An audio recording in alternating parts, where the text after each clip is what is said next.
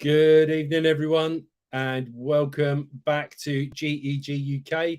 For those of you who are new, my name's Darren. I'm one of the co-leaders for GEG UK, and I'm really excited to be joined tonight by Dave Weston, who's also a member of GEG UK as well. But Dave's from Edpuzzle, and he's here to tell us all about what Edpuzzle can do for us. And having been one of those people that was really fortunate to make great use of it during the previous lockdowns, I'm looking forward to Dave sharing what's on offer. So let me bring him on and we can get started. Hi, Dave. Hey, Darren, how you going? I'm good, mate. How you doing?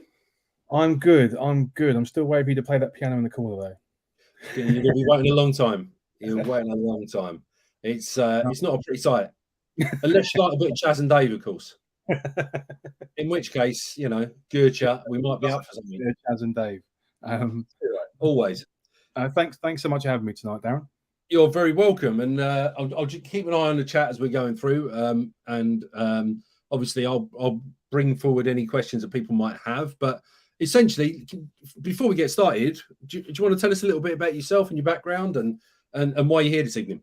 Sure, no worries. So I have been working in EdTech for probably about 12 years now. I started my journey actually when I was living in Australia about 12 years ago, and start working in the education sector over there. And then once moving back, I caught the bug, and I loved seeing the impact that EdTech can have around the world. And so I've worked for probably 3 or 4 companies now within the sector. We're very lucky to travel everywhere and see EdTech tools in practice and seeing the power it can have.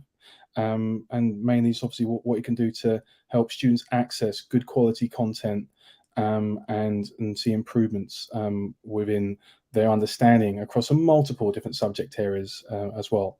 And I've been joined the Edpuzzle team probably about 13 weeks ago now.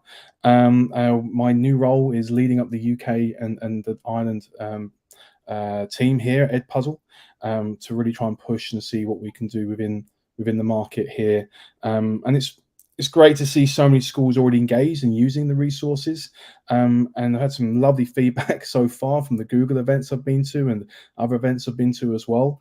But looking forward to sharing all the different tools available tonight, because maybe there's some that aren't aware of that, or those that aren't aware of what Edpuzzle can do. So appreciate the opportunity. Oh, brilliant. Appreciate you giving up the time to join us, Dave. And you said you've been traveling around a lot. You were in Dubai recently, right? Yes, I was at the lucky enough to be at the guest conference with the team over there, and that was once again amazing. I mean, considering the fact I've been in Dubai, been in Manchester, been in London, and everywhere I go, there's people that have said they've used Edpuzzle in some form or another. But yeah, no, I was really lucky to be there, and we won an award while we're there as well, a guest award, which is really exciting. Oh, sure, yeah, no, congratulations, fantastic achievement. Thank you. Did you manage to take in any World Cup while you were nearby or not? Not really. I don't know if it must have. I think it was starting as we were there, but I got home for the first England game, so just in time for that. But no, it was there was definitely a World Cup buzz in the region, a lot of excitement around that. And I knew people that had managed to get tickets to a few games in Qatar and the short flight over. But from what I understand, they weren't cheap flights to get there and back. And I know a lot of people were flying back and forth and staying in Dubai. So, yeah.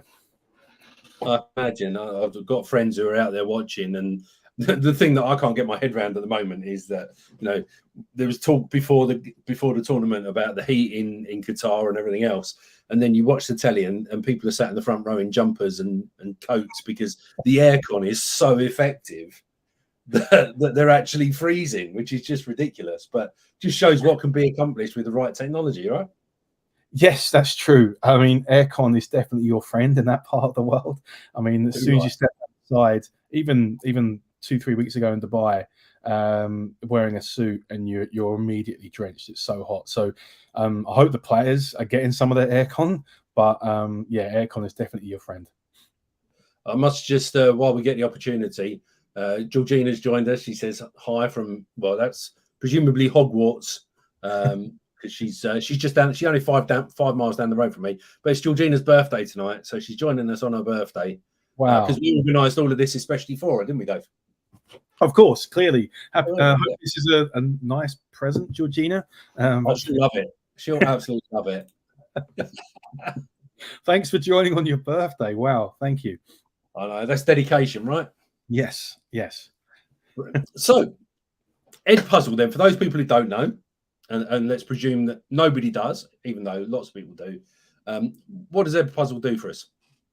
Well, I've got some more visuals, if that's all right, Darren. Can I share my screen? Yeah. Seconds. Got a message coming from Rachel as well, who's enjoying using Edpuzzle in Northern Ireland. Thanks, Rachel. Thank you very much. I spoke to Rachel a couple of weeks ago, and she's been sharing some lovely feedback as well on what they've been doing and how they're using it. So thanks for sharing, Rachel. Is my screen coming up? Yeah, there we go. God blimey, you got me twice on one screen. Let's get that off the screen quickly. Okay, hang on 1 second. All right. So firstly, Darren, and to the group, who remembers this? I was only talking about this yesterday. I was reminiscing about technology in the classroom and how people at the moment are kind of like falling over themselves with visualizers. And I was like, but that's just an overhead projector. Oh yeah, I hadn't thought of it like that. And then, these are smart screens, right? I mean, yeah. What's any memories that pop into your mind straight away when you see this, or to anyone else in the group? Oh, yeah, look and read. Look and read the Dark Towers and Geordie Racer and all sorts of things. Yeah, I think I'm very old.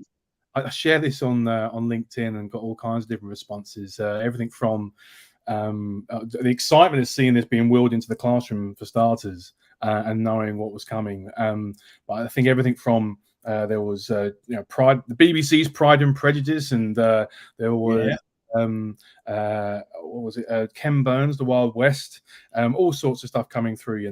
Bill Nye the Science Guy, obviously in there somewhere. But I think I love sharing this because using videos isn't new, right? It's not a new concept. And for me personally, and this is one of the things I loved about when I was talking to Edpuzzle initially about the role and joining the company. It was a key part of my journey of learning. I'm a very visual learner, and it's something which really helped me. And to this day, still memories of stuff I would have learned within class with the assistance of some sort of video learning as well. But times have moved on, right?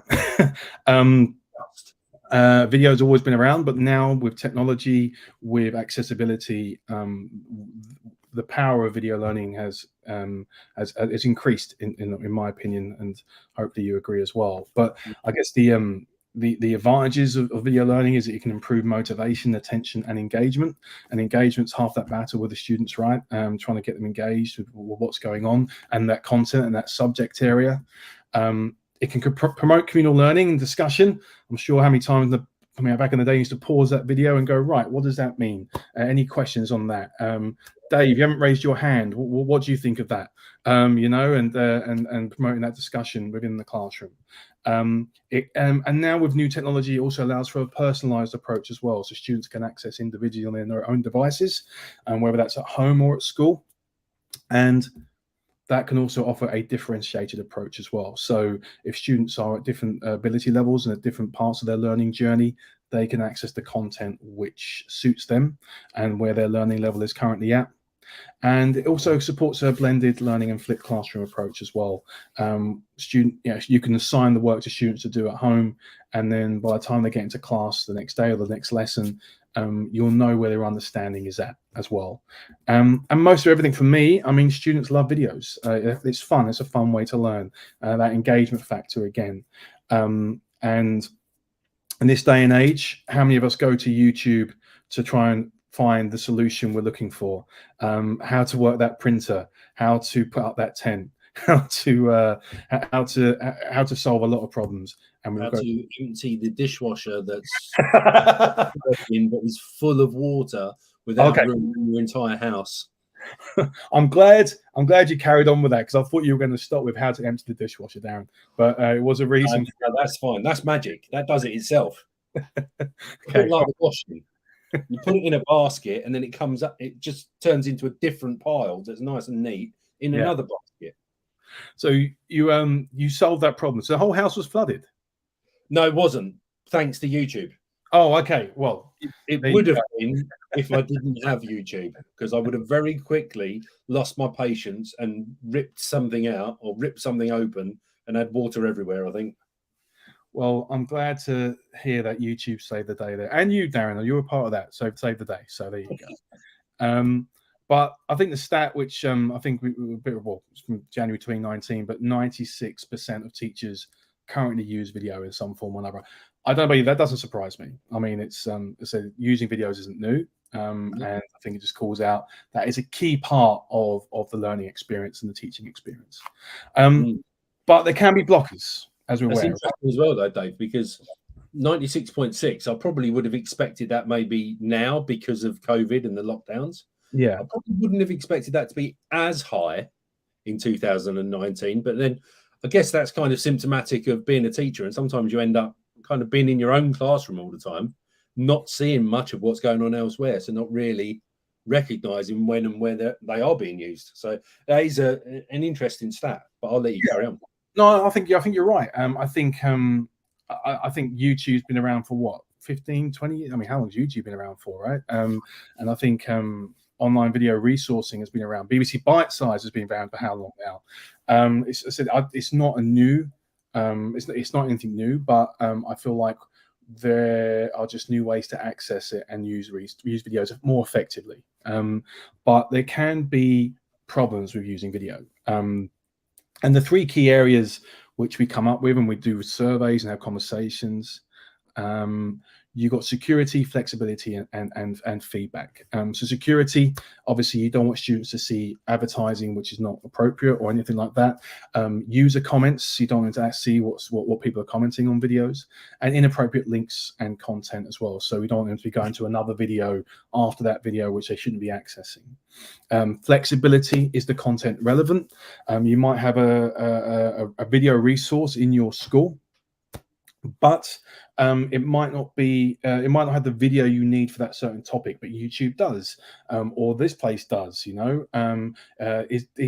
there integration? Does it integrate well with your learning management systems, with your other systems in the school, and is it accessible for students? Can they access it at home? Can they access it at school? Can they access it on their devices? And feedback, and I think this is one which gets missed sometimes, because although you might assign videos to students, you don't know whether they've watched it. You don't know whether they watched it all the way through. You don't know whether they've skipped it. You don't know where the level of understanding is at. You might have questions which are on a worksheet separately, or in another Kahoot quiz over here or something, but you don't know how their understanding is throughout that video, and you haven't got really a good way to assess their understanding of what they've seen in that video as well. Can you think of anything else I've missed there, Darren? Do you think that's the kind of key areas which you would say would come up with issues around video learning? Yeah, I think, like you say, the metrics and the ability to be able to see what people have viewed is really, really powerful. And also the fact that, they can have several attempts and you can see exactly, but I'm sure we'll go into that in a little bit more detail later on. But I think the feature that maybe people miss is that feedback option. And the fact that within that feedback option, you can always link other things as well. So you can send students off on a bit of an exploration if they've done particularly well, or if they need some for want of a better word, kind of like repetition and a little bit reinforcement of maybe some misconceptions. You can send them back a step and say, well, rewatch this section, or watch this little clip, or check out this little infographic, and then try that question again. And I think that's maybe an area that has been underutilized in the past. Yeah, I agree. I think what we've done is, and obviously we'll get into the programs itself, is that ability to not just wait till the end of a video to try and recall the information. The video will actually pause at that certain point to see if they have understood to that point what they've been shown so far. But that will make sense when we get into the platform as well, so people can see tools available there. So what I wanted to run through today, sorry, one sec. Essentially, some key features on Edpuzzle. Firstly is our YouTube for Education partnership and the integration we have, and it takes away the advertisements as well as the comments, and it makes it a bit safer, which will hopefully be of interest to teachers. Teacher created content, whether that's teachers. I mean, we've got over 2 million teachers now using Edpuzzle around the world. You're joining a community of teachers who, a lot of them already created content. So you can either use the content they've already created, or you can create your own, which we'll get to as well. Assigning for independent learning, whether that's homework or classwork, which we'll cover as well. Using our live lesson tool for class learning. So if we're in class learning, and this is a really cool new feature. I don't know if you've had a chance to use this yet, Darren, the live lesson, but it's something which we've been getting some really good feedback from recently. No, it's not something I've used recently. I think I used it at the very, very early outset, towards the end of lockdown and things like that, but I've not used for a while, certainly. Okay, no, it'll be good to show you that.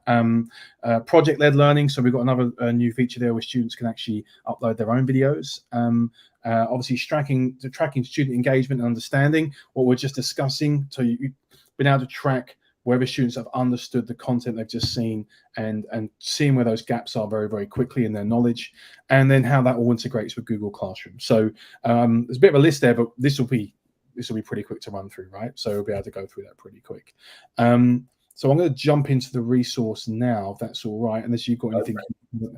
No worries. Okay, so we're going to start with YouTube. So I'm in YouTube, and I found a really cool video here from Blue Peter from 1995, which Blue Peter discovers the internet. You've got to love some of the stuff you can find on Diane Jordan, I think that is, isn't it?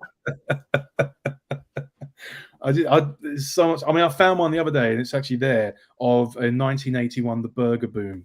Will the US fast food conquer Britain? Which was really interesting. Not a chance. No way. It will never catch on. It'll never catch on. It will never catch on. If I take that URL from YouTube, say you go to YouTube, you've obviously got videos. You must have videos you use on YouTube that you love to use. So say I go onto YouTube, I get the URL here. Now there is a plugin as well where you can do an integration with YouTube, and you've got that option available to you. But let's start with the basics. And there's one thing to take away tonight. All of you would use a YouTube video, I'm sure. So I want to just basically sign up after we're done today. There'll be links to show you where to sign up. But just take a YouTube video you use, come into Edpuzzle. This is the world of Edpuzzle here. Okay, you paste that URL into Edpuzzle, and then you have the video. So you now have control as a teacher. We've taken the advertisement away. The students now won't. You have control over editing the video, adding your own questions to the video, and when you assign it to students, there won't be ads. They won't be able to see comments. It will all be within their Edpuzzle account, which will be assigned to them through their Google Classroom account. So we've got the video here. You can play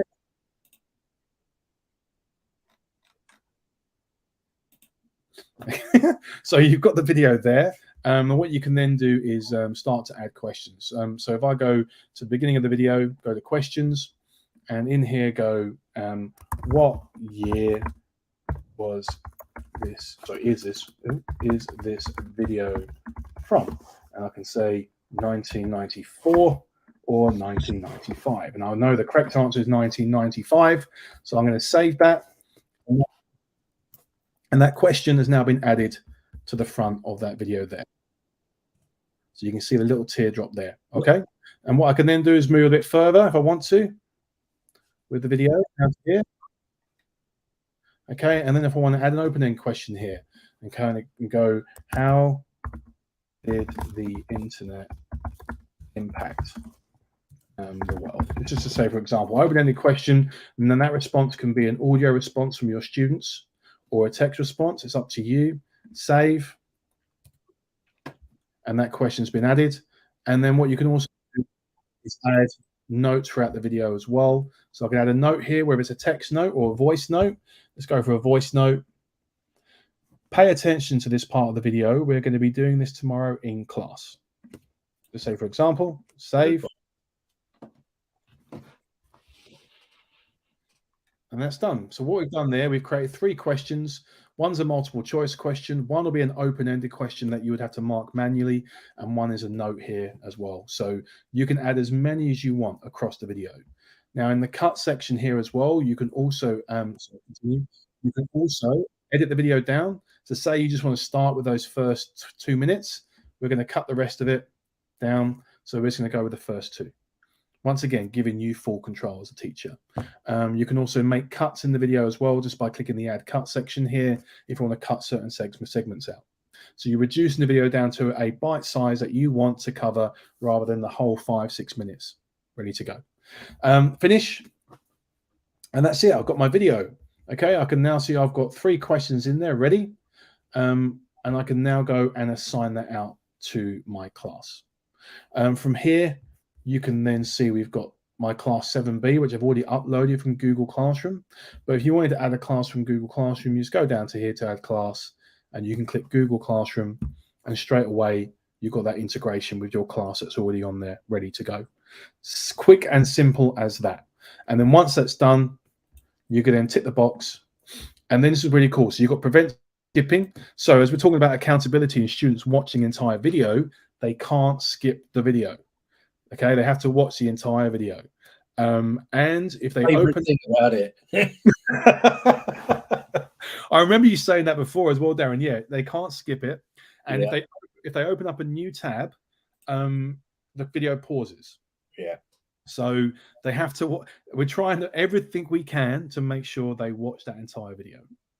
You've also got the closed captions option. So if on YouTube it's got closed captions, they'll see that as well. So if subtitles coming up, and you've also got post on Google Classroom as well. So obviously, if you want to use it on Google Classroom, just tick the box there. You can have a start date and a due date. So I want it for December the 8th. Go up to 7B and assign. And that's now been assigned to all my students. I can then see they're all here ready to go. That's been assigned. It's got the questions here, so you can start to see as they start to answer them. And then you've got the option. You can either let the students now log in on their own devices. They'll see the notification come up on their Google Classroom account for a new assignment. Or if you want to do this live in class, this is that feature we're talking about, Darren. It's live mode. So you can click live mode here. And this basically means that you can share your screen with students on a projector, interactive whiteboard, smartboard. So it'll be at the front of the class. The students log in on their own devices and they answer the questions live in class. So similar to what you would do with Kahoot, but this time you're doing it with a video. So you've got either the option for independent learning or you've got that communal opportunity as well to work through with the students. Any questions on that, Darren, or anyone else? Is that all clear so far? Very clear. There are a couple of questions actually that started popping up. So yeah, Stuart's also saying he loves the fact that students can't skip. I presume he means the videos and not like he's not criticizing their PE technique or anything like that. But Darren has asked, does anyone do simultaneous marking and feedback while students are completing Edpuzzle questions? So that's an interesting point. So I think what Darren means by that is actually kind of setting the Edpuzzles for the students to do while he's marking and feeding back on other work, which is a nice way of individualizing that part of the lesson, isn't it? So just to clarify, are you talking about doing marking outside of Edpuzzle whilst they're doing Edpuzzle? Yeah, I think that's what Darren means, but he'll clarify in the chat, I'm sure. But I think what he means is, set them some Edpuzzle work and videos to work through while he's doing some live marking in the class, and that frees up that opportunity without leaving the students without any support, because of course the videos provide that alongside.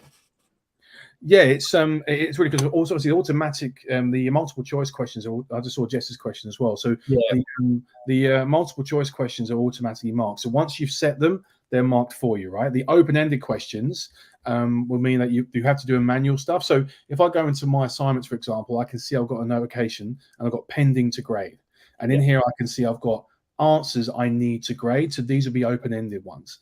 Now, one of them is really cool here. What I did, I hope this is the right one. 6 answers to grade, and one of the shots in this was thunder, and I said, record your thunder noise. Go on. So students were recording their thunder noise and sending it back, and then you can go, how's that? Did that come through? You didn't get the benefit of the thunder, but Okay, no worries. So some of these students recording their thunder noise. I'm going to go in there. Yeah, that was good. So I'll give that 50 out of 100 done to that student marked. So you had to go in and manually mark the open-ended questions, but the multiple choice ones will be marked for you. But then you can also give comments as well back to the students on how they've done in those questions as well. And the second part of Jesse's question there, do those marks then get imported back into Google Classroom? There you go. So those marks are all. Is this one magic? Yeah. Keeping the Blue Peter theme going. Here's one I made earlier. This is all planned, Darren. All planned. Too right. I'll be telling the dog to get down in a minute. Don't worry. So yeah, so you see the live scores coming through to Google Classroom as well, all done for you. Okay. Yeah. All right. So we've covered there how to go onto YouTube, find a video, edit it, and assign it out. Now you don't have to go onto YouTube as well. You can also go in and see other content that other teachers have already created within Edpuzzle itself. So say I want to find something on coding for year. And let's go for year 8, just for example. I can then see different videos here. I've got one here on coding. I can then see the video here that it's already been created by another teacher. All the questions are here, but also there's 53 other versions of this created by other teachers around the world. So you can either go in there, go and create your own stuff, go and find one by another teacher. And then what you can do is also play this through, see if the questions are relevant for you or not. If they're not, you just go to edit, and then once again, same principle. You can go delete questions, add questions, and you're saving it as your own. So you've got that option as well. Those 53 other videos, Dave, are they rated or quantified in any way in terms of how many times they've been used by other people, or how good they are? Not at the moment, no. That's a good question, and I'm sure the guys have heard that feedback. But I'll feed that back, but not at the moment. I believe anyway. I can't think of a way to do that, but within the program. But that's a good point, and that'd probably be easy to identify the ones that are best out of those 53. I've seen some of these where it's got about 2,000 other versions of the videos, right? So that's a good question, good point. And that's part of the point as well, though, isn't it? That you can make it completely bespoke to your own needs quite quickly and quite easily. So to a certain extent, it's not about whether there's another video that already exists that's right. It's about, is there one that's kind of right and you can make it right? But in answer to Stuart's question, are there any video sources that are not compatible? You can pretty much upload anything, right?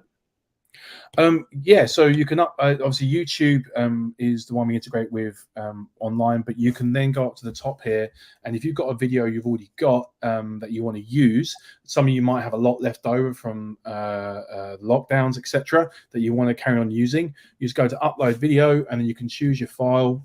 You can upload it ready to go, or you can go to Google Drive as well if you've got the videos there ready to go, upload them, and then they're within the system, and you can then start to add your own questions to it as well straight away. So you've got those two options there. Yeah, and if you're a user of Screencastify already, you can push your videos straight to Edpuzzle from Screencastify as well, can't you? So you can record your own content and then add questions to it, which is another great. No, we've got an integration with Screencastify, so you can do it through Screencastify, and you've also got the option to record the video straight into Edpuzzle as well. So we've got an Edpuzzle plugin as well, so you can either just record your screen, camera, or both. So if you've got those PowerPoints that you want to turn to a video, or if you want to record something, you can do that. And once again, that'll be added into the Edpuzzle library as well. That's brilliant. Fantastic. A couple more questions come through. Yeah. Darren's asked, we've got some Ukrainian refugees. How could Edpuzzle help our non-English speakers? Yeah, so we have a lot of modern foreign languages and English as second language users using Edpuzzle. Now, obviously, you can access all kinds of content on YouTube, but you've also got the ability, as I said, to have recorded audio back to you as well, which is something which you probably use more than anything by our foreign language departments as well. So that's a really cool feature for that. Fantastic. And Georgina's asked, is there a click view integration? No, there is not. There's no click view integration at this stage. Okay. And Carla, who's up in Scotland, and she's leader of GEG Scotland, says she's got a huge stash of video clips in her drive if anybody wants to borrow them, which is great. Thanks, Carla. Thank you. Danielle in Northern Ireland says, is there any Loom integration? Not that I'm aware of. I'll be honest.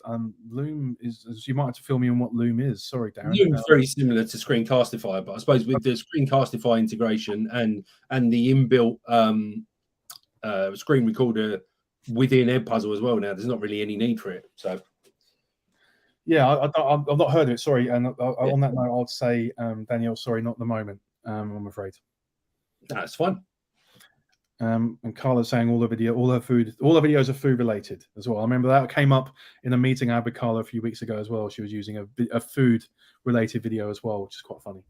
I must admit, you mentioned the add-on there as well, or the plugin, and that was something that I used a lot during, I think, probably the second lockdown. Once I kind of got my head around it, because obviously you could just find a video on YouTube, and if you got the extension running, you just have that little icon that sits there that says, do you want to open this with Edpuzzle, and wallop, you're straight there. You're putting your questions in. You're not going so you're searching within YouTube, but then going straight into Edpuzzle with your content rather than having to go backwards and forwards from one platform to another. So really, really helpful. It's funny. We had a meeting last week with the team, and we're just trying to work out, obviously, a great ways to try and make sure implementation is as slick as possible, as swift as possible with schools. And we're thinking that one of the first things we try and get teachers to do is just to add that add-on within YouTube, because then it's just that little bit more simpler. One click and you're done, and it's in and ready to go. So we're starting to bring that a little bit more language into it as well now, as we talk to more and more schools. Brilliant. So the couple more things to quickly go through. One was at the top here, you've got student projects, which is another newer feature where you can assign out to students for them to upload their own video. So if you've got something which you want them to cover via the mean of video, example that would be for example, record this experiment. Or I was talking to a college in Bradford a couple of weeks ago, and they were sending students out to record local landmarks and record stuff about it as well. So you've also got that project-led aspect to it as well, if you want students to upload their own videos, and then it's within your library as well to use. So you've got that feature in there as well now. That's really cool. I love that. And can students add questions as well, or is it just record content? Just record content at this stage. Okay. A great way for them to demonstrate their understanding and everything else. And I suppose once the students recorded their content, as a teacher, are you able to add questions? Yep. It then becomes, you have the option to add it to your video library, ready to go. Brilliant. So you can actually have the students teaching each other by, you create the explanation, I'll add the questions, and then everyone can answer it. Yeah. Great way to keep that pupil voice in the classroom, isn't it? Yeah, exactly, and just gives them another avenue to demonstrate their understandang of that concept, and a fun way to do it as well, right? So and accessible, Yeah, I've got a massive bee in my bonnet about the fact that we talk about all these different ways of approaching learning, but ultimately it tends to come down to, can you write it down with a pen and a paper? And actually, that's not being fair to those people who spend the rest of their time doing fantastic work in other ways, but then ultimately are judged, the old adage of, judging a fish by its ability to climb a tree, So the fact that they can demonstrate their learning through creating their own footage instead of answering questions, I think it's really cool.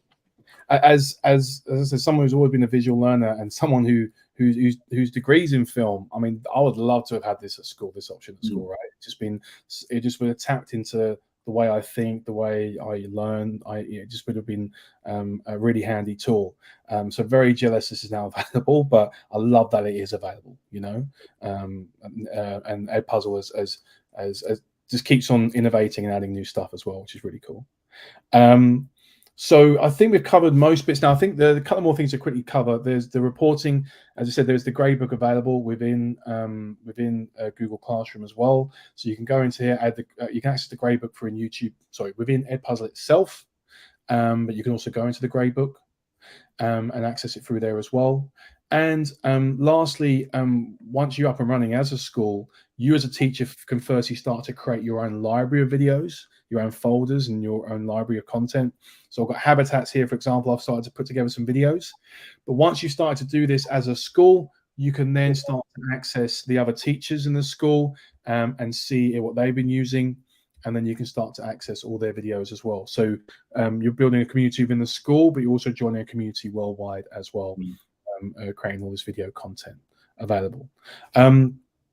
Yeah, I think we've kind of run through the main parts of Edpuzzle here. I've got some stuff on the Google Classroom integration, so you can import your classes directly. You can assign a video with one click, as we've seen. You can export those grades automatically and save time and enjoy our platform from your Google Classroom. And you see there some of those integrations and assignments when they come through as well. Any questions at all? Darren, anyone else in the group? Anything covered? Question from Georgina. Has anybody updated to Pro yet? And what percentage of staff are using it?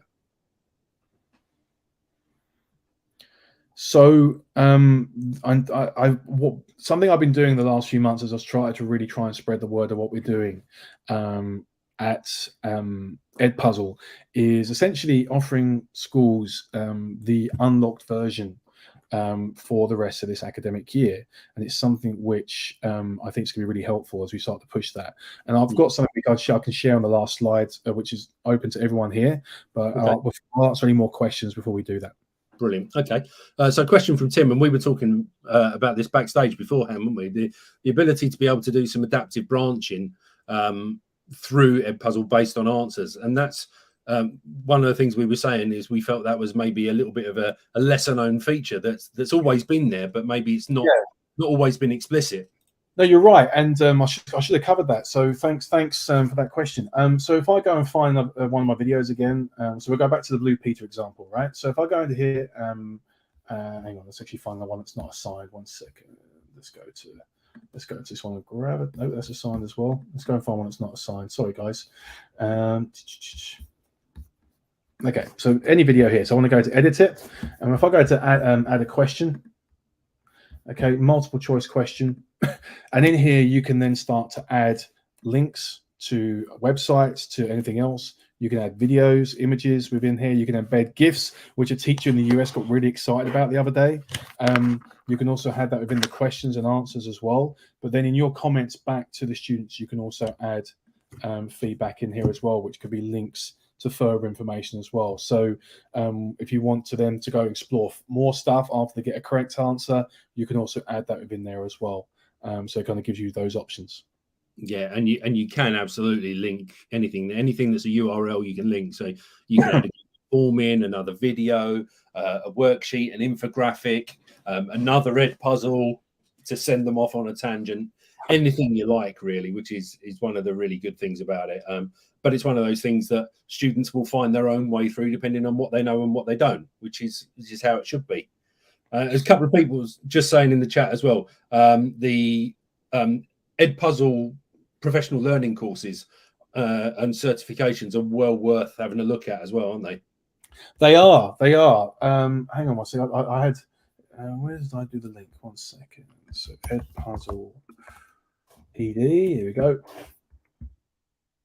Okay, so there is a PD page here where you can see all the different badges we have available. So we've got Edpuzzle focused courses, but we also have some other stuff in here as well, which we decided to do for teachers. So you've got things on flipped learning, self-paced classroom, project-based learning, etc.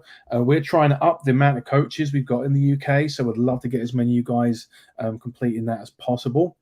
But what I've said to Darren as part of this is essentially you can start using Edpuzzle Basic today, and there's a link I've shared with Darren to share with everyone that you can sign up for the basic version. You can get a limit of 20 videos, but if 3 teachers from your school complete our level 1 course and share the certificates with me, I'll unlock access for 6 months. So the course takes 30 to 40 minutes. You can see here you would also get a lovely Edpuzzle badge and certificate at the end of that, which you can share around. And you've got my contact details there as well. But I've shared some links with Darren on where you can access that course as well, and get that started. And I said, if you share that with me, I'll unlock that to everybody as well. Yeah, I've put those links in the chat for everybody. So you've got links in there to Edpuzzle overall, but also to the level 1 PD and to the Chrome extension as well, all in the chat there. So Awesome. if you're watching this back on demand, it's just a little bit earlier on in the chat. Just scroll back through it and you'll be able to access them. But yeah, I mean, I must admit, the Edpuzzle certifications were one of the first things I did when lockdown hit. And they were really accessible. And I'll put my hand up. I didn't do all of them. I think I did 9. But there are a few people I'm aware of that basically just said, right, that's it. I've got to finish the whole lot this week and blitzed a lot. But they, like you say, they're not just about Edpuzzle. There's a huge amount you can learn there, above and beyond about flip learning and all those kind of things as well. Project-based learning was another really good one that I enjoyed as well. So well worth taking a look. Yeah, for sure. And I think it's, once again, it will show you not only going to get the course completed, but you're going to show you the power of video learning, you know, and how the students will be learning as well. So you're going to get more familiar with the tool in a really fun way. You're going to get some great knowledge, and you're going to see just how effective this could be for your students as well. Absolutely. I don't know if anyone's got any further questions. Do add them in the chat now before we kind of start wrapping things up. But you know, from my own point of view, there was one other question as well that popped up earlier. Carla was saying that she loves the live mode, which, as I was saying to you beforehand, Dave, wasn't something I got to use very much, unfortunately. But for me, that's one of those things that a lot of people saw video lessons as being something that was for lockdown. Actually, the live lessons, particularly if you're in a one-to-one environment, are really, really valuable because it gives you that completely personalized experience, doesn't it? Well, I think it's gone full circle, right? I mean, it's we started off with the video at the front of the class, right? We then went to an independent learning pathway, and especially during lockdown, we had to adapt. But now we knew we had to try and bring something in to try and make it a bit more appealing in the classroom, and it can't always be independent learning. And live mode is a perfect answer to that. It gives you the opportunity to have this as a group activity, bring that video learning into the classroom, and have that communal aspect back. So you have that flexibility. And I think obviously it depends. I mean, we're finding live modes probably used a little bit more in primary than secondary, but obviously it can be used throughout. So yeah. It's fantastic. Thanks, Rachel. Thank you. And if it works so well with young people when they're watching videos, can it be used in the cinema to stop them talking? Sorry, that is a pet peeve of mine as well, Darren. I don't understand it. Why did you come to a cinema and then talk all the way through it? Anyway. They need the teacher at the front to be saying, hey, focus. Come on now. That's what they're missing. Too right. If anyone interrupts my Avatar 2 experience, I'm going to be angry, so it's fine. No, we won't be doing that. But maybe Matilda, if you're heading that way. It's been great to have you on. It's been great to be able to share some of the lasting features, but some of the new features as well. And hopefully people will take you up on that offer, and not just that, but start to help each other out by signing up and getting other people access. And that's a good thing. Even the free version, right? The 20 videos, you can always delete one and create another one. So it's not 20 videos and you're done. It's 20 at a time. So you can always get rid of a previous one and replace it with a newer one if you feel you need to. But having used it with our trust, I will say that the opportunity to be able to create your own repository or library, if you like, is really, really exciting because, if you're talking trust-wide, you're actually in a position to be able to create a whole bank of, for want of a better word, approved resources that really does take the weight of lifting off of teachers. And also, if you've got those automated questions involved as well, it takes that weight of marking off as well, which is fantastic. So Sure. Thanks to you and all the team at Edpuzzle for everything you're doing. Thanks, mate. And just on that as well, obviously, yeah, at trust level and at school level, you can actually have your own subject leaders who are creating folders of content for everyone to use. So you do have that option within Edpuzzle as well. Just something which you probably need to just a bit more training just to show you how that all works, but that's a little bit more that you can have access to as well. But I think the other important thing as well is that although Edpuzzle's been around for a while, we now have someone on the ground in myself, and that's going to be growing. And I just want to make sure everyone's aware that they can reach out to me. I've already spoken to a few of you already on LinkedIn and Twitter and all sorts. So thanks so much for taking the time to start conversations with me and for just looking at Edpuzzle.